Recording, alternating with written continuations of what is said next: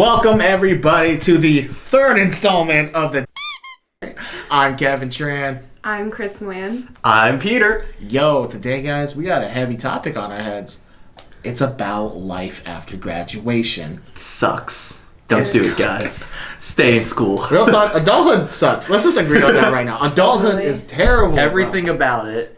You pay taxes, you just lose money. And you don't even get enough money. Well, you're in a different tax bracket than most people, so your income is like a little bit more there. And it's so funny because I remember when I was in school, I was like, I can't wait to get out of school. Right. Like, I'm so done with exams. I'm so done with all of this. Low-key, I never wanted to get out of school. I wanted to stay there and be protected in college forever. But you had it right. I know, I was right. We had such high expectations, like, going into adulthood. I was like, I can't wait to make money. I can't wait to do like, whatever I want. Yeah, have all this freedom. Now I have, like, crypto. Couldn't you guys have done that in college? You could always do whatever you want in college. Yeah, your but parents have, aren't there. like 10 cents. Yeah. Oh, I mean, I guess, okay. I had funding from my parents, so I can't speak. But, like, being in college is, like, such a good time in your life because you're like in this protected resort almost that you're paying for. Your only stress is you worry about school, and you're not accountable for, like, anybody except yourself, maybe. Yeah, that's true. Student debt is a future problem. Right.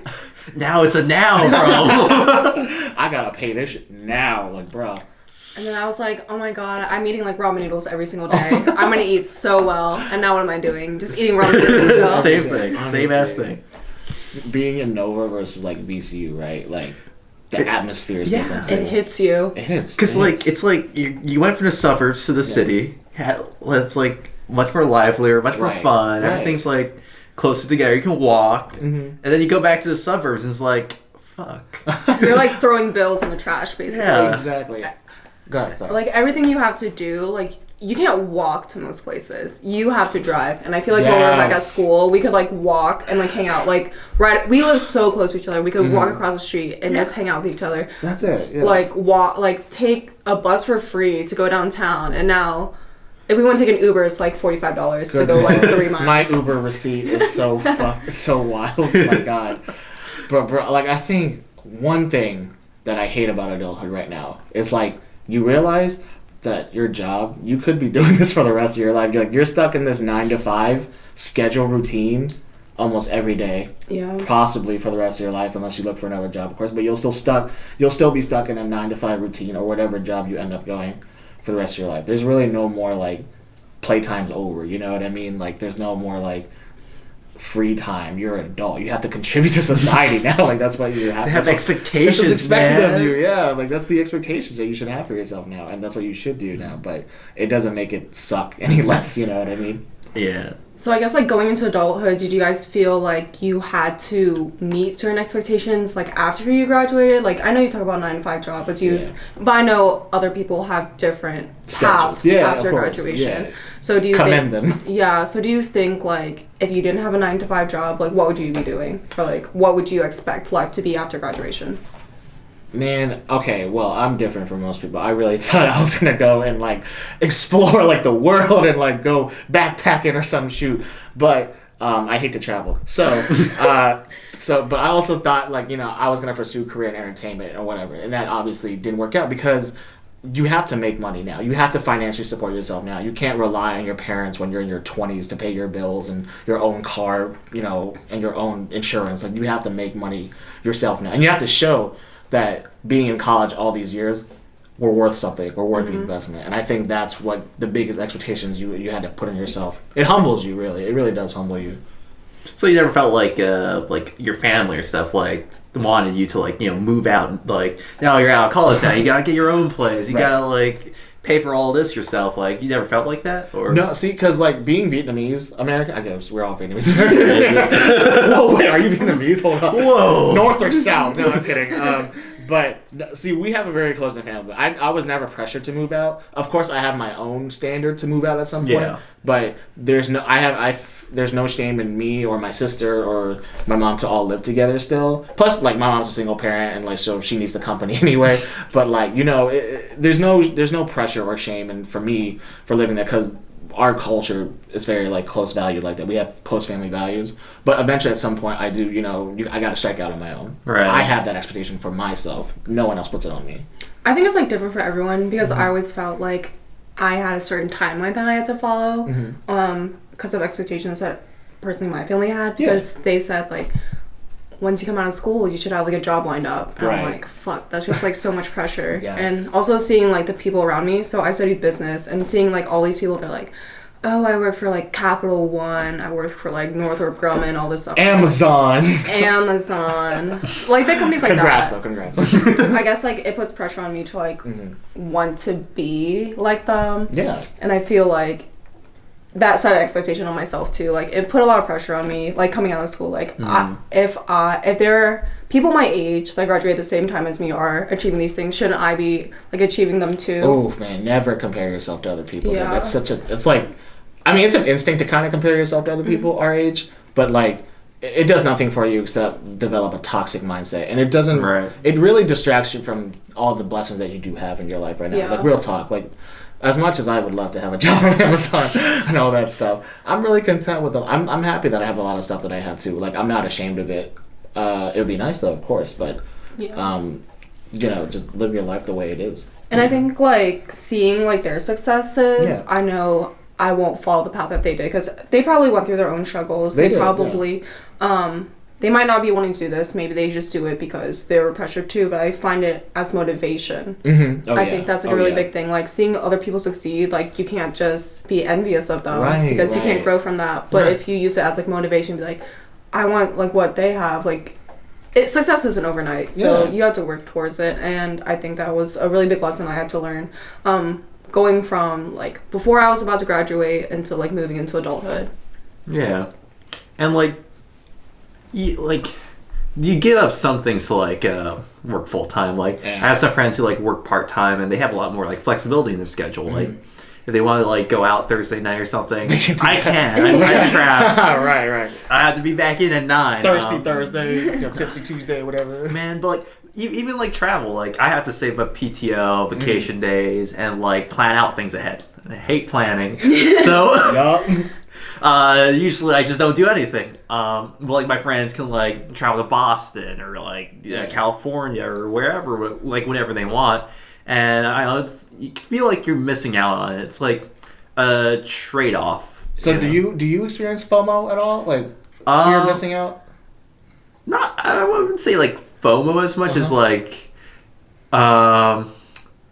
unfulfilled. Because it's so meticulous, I guess, to like have to calculate all this. Like, oh, if I want to take this many days of vacation, I gotta like save up this much PTO or something. I guess it's a pretty like already planning retirement, like that 401k, like God. Oh man, I'm never leaving this job. Wasn't even planning to be reach 65, but okay. Shit.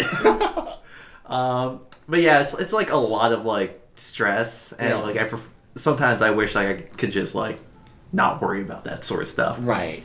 You said you have friends that work part-time. Are they content with that too? Are they like cool with working part-time? Yeah, because like some of them were like taking gap years for like medical school or just like take some time for themselves. Mm-hmm. Not that there's anything wrong with working part-time, but I'm just saying like it's people our age, like they have the expectation that you should be working a full-time job or whatever that is. Yeah. But it's not mandatory, of course. Yeah. But like I just wanted to know if you knew they were like happy with it. Yeah, some of them aren't, but like some of them, it's a weird mix. Like, it's weird because there's like as you said, there's an expectation for people to get full-time jobs after, but like, it's hard, man. It is.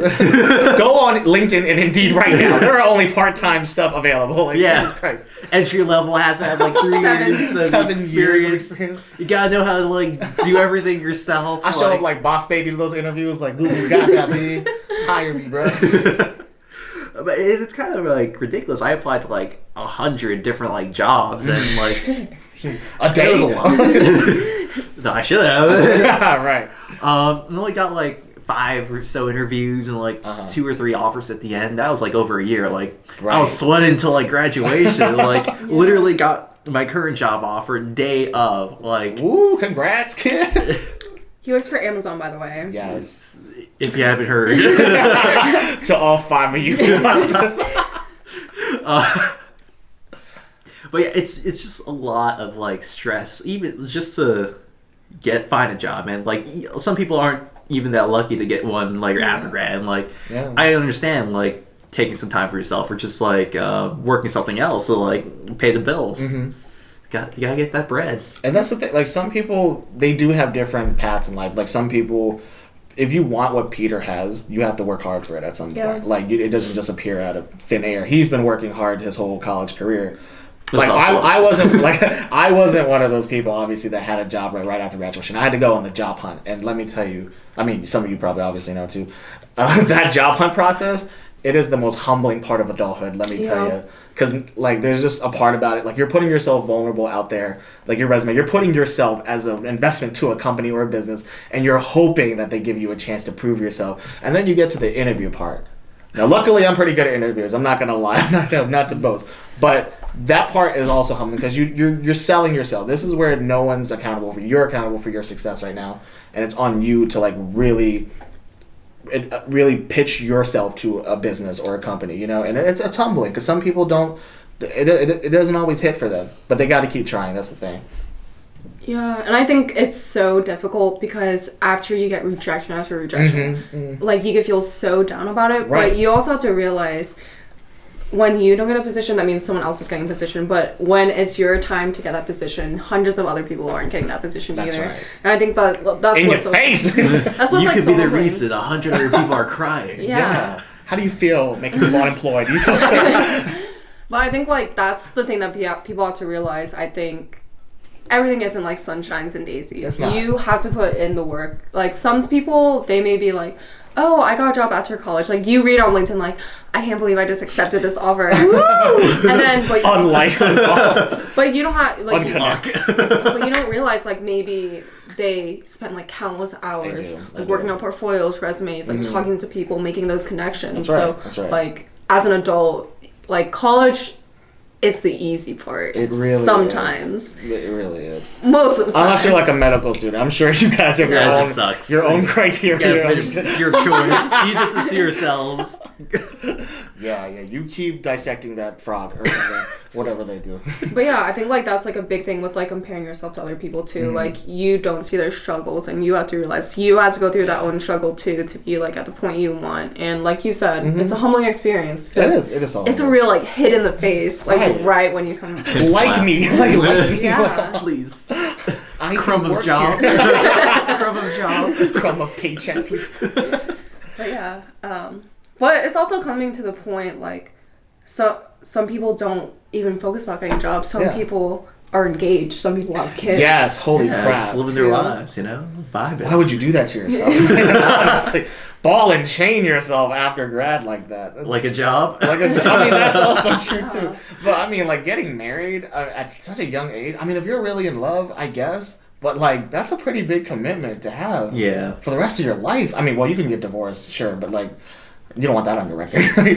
You don't want God to be like, what did you swear to me in that church that day? What did you vow about? But, like, I guess when we say things like that, do you think it's because maybe they have their own timeline that they personally follow, or is it, like, society's timeline of, like, when things should happen? Ooh. Sometimes it's both. Like like sometimes if the couples like know each other for a while or like have really good chemistry and things have been solid for like a good amount of time, like let's get married. It might not be like the correct financial or like whatever like math decision, like, but if you're happy with it, and like ultimately life's about happiness, like. Yeah. But you know what's crazy? I do know like people our age now, they have this pressure that they put on themselves because as you get older, your window to find that someone kind of closes. Like when you're 25 or older, it kind of kicks up. Like not only do you get pressure from yourself, but like your family's like, so when you're gonna get married? Like isn't the window closing soon? So they kind of, what I'm afraid is for most people our generation is that they're gonna settle just because they want to reach that marriage deadline before they're 30 or something like that, you know, and they'll end up in an unhappy marriage when they're like 30 or something because they just settle really quickly instead of like choosing a partner. Like I'm not gonna get married till like I'm 35. Like that's what I've decided. I don't even know if I'm having kids yet. I'm gonna flip a coin on that at some point. But if it happens, it happens, man. You know what I'm saying? I mean, I have a dog. I hope she lives that long. But at the rate she's going, but that's what I'm saying. Like marriage is like this deadline that most people I know put on themselves too.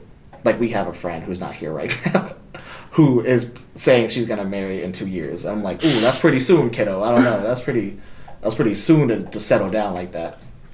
So, like, what decisions do you make, like, to figure out when you can settle for something, I guess? Like, when you want to settle to have, like, a family, when you want to settle to, like, stay in your job, say, I like, know in it's, marriage. like, unrealistic to kind of do this, but I feel like if you want to marry someone, live with them first. Because you gotta know all about their quirks when they're not with you, their morning routine. Like, you gotta be able to make sure that you can stand living with them for the rest of your life. And I'm not saying every time you date someone you have to go live with them before you decide on marriage, because that's a pretty lengthful time to test all that. But like, to me, that's the best way to make sure you can have a happy marriage, is to live with the first. It's like a tutorial. It's a tutorial for marriage. Yeah, the trial run. Yeah, trial run. Yeah, I'll return you to the store. The warranty on this.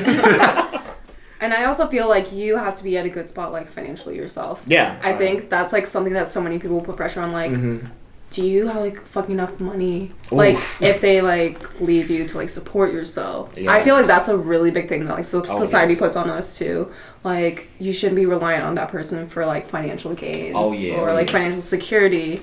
You shouldn't be starting a family if you don't have, like, the financial means. Yeah. Oh, yeah. Get your own bag. I'm in my bag, but I'm in his, too. That's why every time you see me, I got on new shoes. But like in like high cost of living areas like here, like you gotta have like dual incomes. Like, oh my god, like you guys joke about being like a different tax bracket, but I'm here like thinking, damn, I'm fucked. Man, them condos at VCU starting to look really good now. That cardboard box, $400 rent. Yeah, I'll take it. It was like Shelford Belvedere apartments. Carrying Belvedere. Yeah, it's starting to look nice. Overpriced, but damn. Gentrification at its finest. Yeah, get a room. I'm gonna have a roommate for the rest of my life with my wife, I guess. You have a basement I can rent? Can I rent your basement? I do. Yeah, come live by. Hope you don't mind my mom. Fuck it.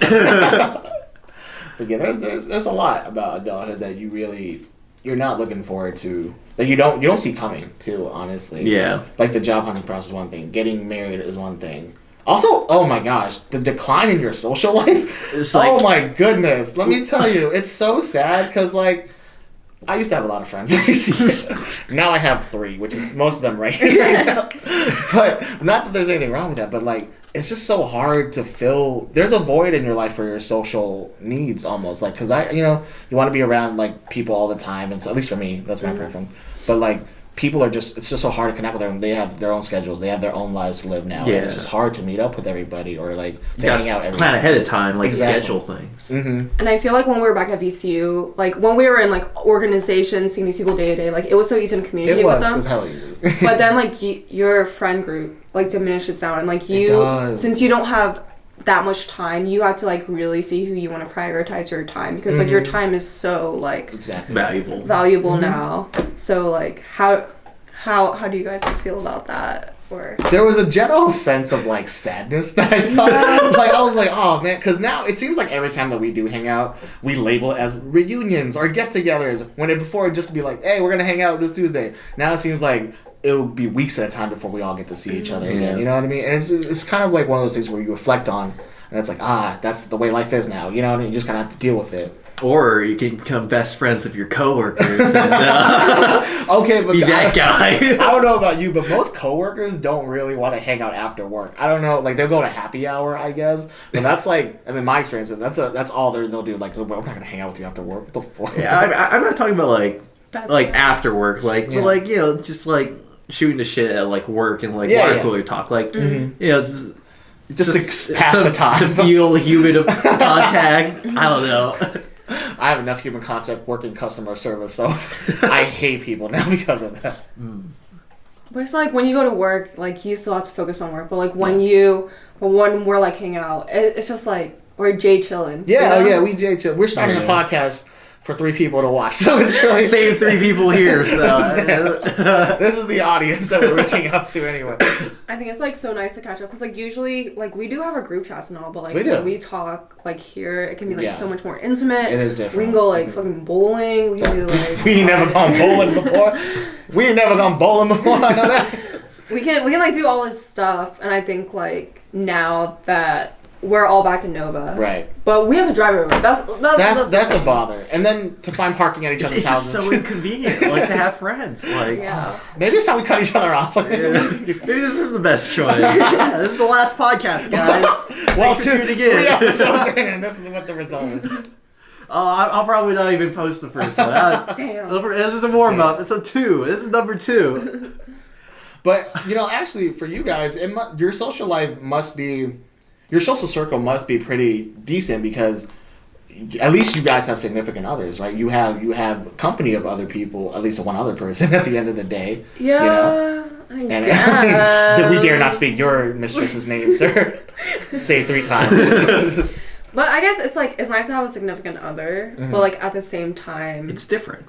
Is it different versus in college versus in adulthood? I mean, it's just like a different like your significant other, it's like your best friend, right? But like you can't just for some people they're be only reliant on friends. them. Yeah, like you gotta have other friends, like other people too. Mm-hmm. Like I think humans can only have like 128 like deep connections or close connections with people. Is that a statistic? Is that real? That's a real thing. Oh, like, snap. they did like a whole study on it. Yeah. That's crazy. And like diminishes down like even further. yeah, fucking nerds. Is it a TED Talk or something? I just saw it on Reddit. Oh, I read the headline. I was like, oh, that's cool. Like Further deep research later. there was actually like a TED Talk about it. Really? Yeah, it was like 120 or like, but it like as it goes by like it diminishes like lower and lower like what your close connections are. Right.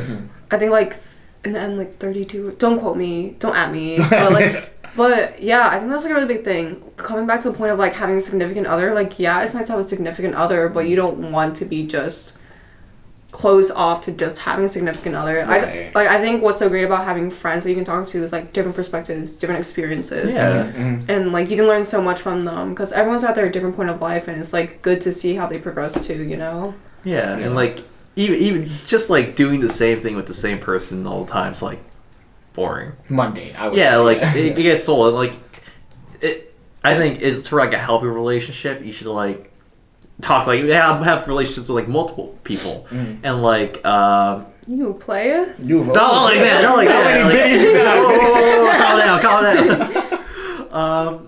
But like yeah, like it makes you appreciate your significant other or like that you're like really close friends if you like talk to more people like so you don't get tired of them, kind of. Yeah, no, it makes sense. Do you think it's like harder to make friends like after you get out of school? Yes, I just feel like when you're in college, dude, everyone's willing to be friends with each other. I Yeah. guess there's more of that like accepting atmosphere in college. When you're out here in the real world, you can't go to a coffee Starbucks and be like, Do you want to be my "Hey, friend? man, hey, you want to be friends?" Like it's Are so you hard to reach out to other because there's no like organization where you can go to. There's not like a GBM you can go to or something to make friends, right? There are like stuff you can do like Oh, yeah? like Google single lonelies near me, like, lonely singles. near click me. ads. You can go to like industry meetups. Yeah, industry meetups. You can What's go. that? You know, like I'm in cybersecurity, right? Back in yeah. Richmond, I used to go to like RVA SEC, which is like a cybersecurity meetup for Richmond City, and like I met some cool people there at like a bar. It's very casual. Oh, okay. It's fun, like for networking, like obviously, but like also just like talk to cool people. Right. And like there's stuff like other stuff you get be interested in. Like if you're into cycling or hiking, there's like groups for that, or like different clubs, or like if you're volunteering, like I volunteer too, like once a month. They can do stuff like that, meet people that way. Like for sure, those are options, but realistically, how many people really step outside their comfort zone to do that? Yeah, You know what I mean? Yeah. Like obviously that's great. Like that those options are there, but most people I think are so reserved or so comfortable, but they want that, but they're not able to branch out to do that. You know what I mean? Because I feel like you're at the age where you just like settle for what you have. Yeah. And I think that's something that I always thought like I wanted to branch out, but I didn't know how. But I think like just like college, you have to find organizations, clubs that share your interests. Because I think that's the easiest way to talk to somebody. That is, yeah. Because like, I don't know, if some like random person was like, hey, here's my number, do you want to catch up? I'll think like you're in a multi-level pyramid scheme. Hey, anyone of you young entrepreneurs want to work from home? Because well, like that's honestly the vibe I get. Like if I'm at a pizza store, I feel like someone's like building rapport with me, and they're like, yo, so you want to like hang out later? You want to catch up? Either. Why is that the Mormon preconceived notion that you have with it? I don't know, because I always feel like that's all the only people would talk to me. And then they text me, and they're like, hey, I just want to let you know, do you want to make like $1,000 in like 2 weeks? This is what you gotta do. I'm like, block, unfollow. What if I'm keep talking, yeah. What if I know like I'm in an area where, say, it's like the Vietnamese community, and like they're like Vietnamese professionals, I feel more comfortable because I like know like what their plan is as to like compared to like a random person. Yeah.